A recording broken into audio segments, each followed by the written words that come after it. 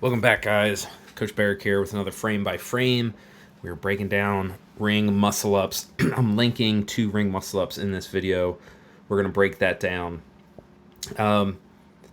This isn't a perfect rep. I have a one fault that I've been working on for a long time that I'm trying to work on, but overall, watching this, we're going to see that the real focus is going to be on positions, and that's what we really want to focus on. So, first thing you're going to see when I jump up to this position, I'm slightly behind. I'm going to step so I'm directly underneath of those rings. And then when I grab those rings, notice I'm in a straight line. And then what I'm going to do is I'm going to hike my feet up, and I'm in this hanging L-sit or hanging tuck position. All right. My back is rounded. My shoulders are rounded, but they're active. And then notice this long lever, right? When we talk about butterfly pull-ups, when we talk about kipping pull-ups, the longer that lever is when we talk about toe to bar on the way down, the more momentum we can create. If that lever is short, we're going to not have as much momentum. So these nice long legs are up super high. We do want to keep them underneath of the rings, though. So now I'm in that hollow position. Those legs are coming down. I'm creating a lot of momentum. And now I'm hitting that arch position. Notice the rings came back, right? There's a slight lean in those rings. I'm coming through, and now the rings are going the opposite way.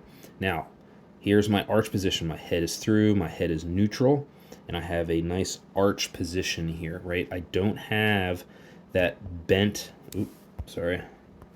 I don't have that bent leg position. So what we see a lot of times, the major fault we see in ring muscle ups is that we're trying to kick our way up with knee flexion, right? So the knees are in this position, and then we kick up, and that's not what we want. We want this to be a hip-driven movement, and we need long levers in order to create power. So I'm in that arch, solid arch position. I'm going to come through. Notice the legs are long, long, long, long, long, long, long, long, long, long. And now I'm kicking out this way. I want to come up to like this. I'm trying to get my feet up as high, not as high as I can, but I want them relatively high, right? So that's pretty good. Now here's where the fault happens that I was talking about is those knees shouldn't come up as high as they are. The feet can probably come up a little bit higher, actually.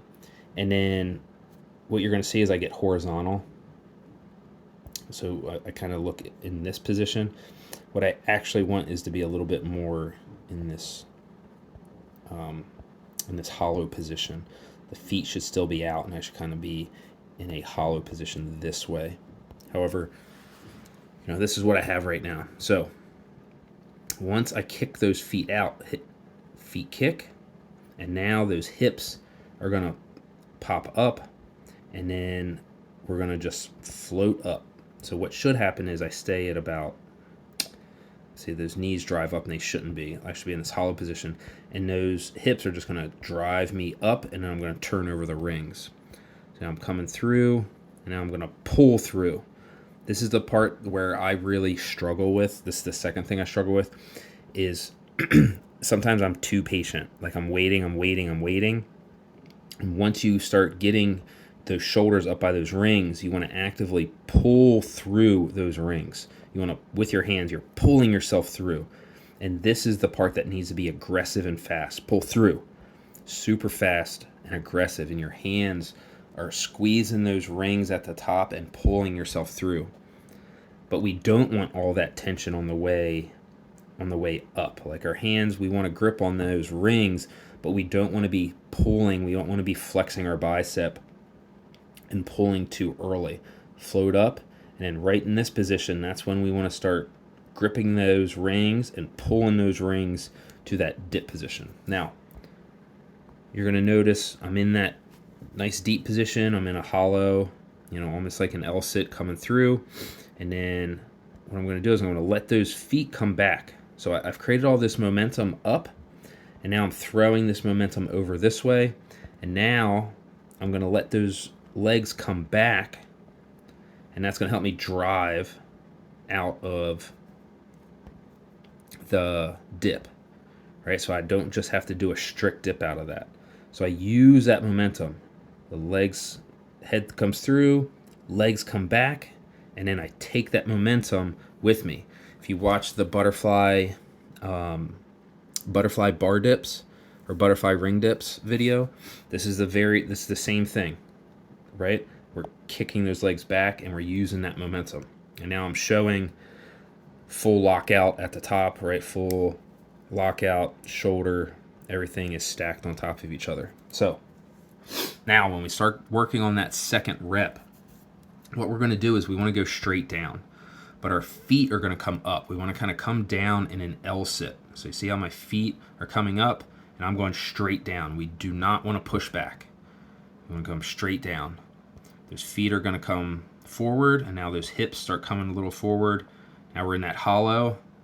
Now we're going to swing back. Hit that solid arch. Kick out. This one was a little bit better. A little bit. So notice that feet out, hips pop, I float up, and then pull through hard and aggressive. And then I use that swing to drive out of that dip, full lockout at the top. So the big takeaways from this is if we have the strength and the stability to do strict pull-ups, to do strict pull-ups on rings, to do strict ring dips, if we have 5+ reps of that, we probably have the strength and stability to start working on a strict, or start working on a ring muscle up. Like obviously, 10 would be better. The capacity to do a strict ring muscle up would be better. But what we're looking for is long levers, right? Long lines are strong lines. We want good positions. We want the hollows. We want the arches. And when we're in those positions, especially like that arch, notice how long I am. We want to make sure that we're engaging. We have active shoulders. We're using our lats. We're squeezing that butt. We're being patient until we need to be aggressive, right? We need to be patiently aggressive. So once we're done being patient, then we need to be aggressive on that way through. And it takes time. It needs repetitions. It needs practice, right? When we practice movements, we're doing it at a low heart rate. That's how we build skill. That's how we build technique. You don't build skill and technique at a high heart rate. We need to practice those skills once we get the strength and stability standards. If you know somebody who's trying to get ring muscle ups, who's still working it, who has the strength, who has the stability, just needs some technique work, send this to them. If you want some one-on-one, I really like doing gymnastics sessions in 30-minute chunks. Doing an hour, we can kind of burn out. We kind of get tired. But if you need some one-on-one help with ring muscle ups, toes to bar, whatever kind of gymnastic movement, reach out. We can schedule something. And that focus time will get us a lot farther faster than just doing class or trying to figure it out on your own. We can get there faster when we have somebody there to see what we're doing and to break it down and just to have some focus time. Like you have a coach with group class, but when you can just focus on one thing for 30 minutes, we can make a lot of progress. Thank you guys. Hope this helps. Cheers.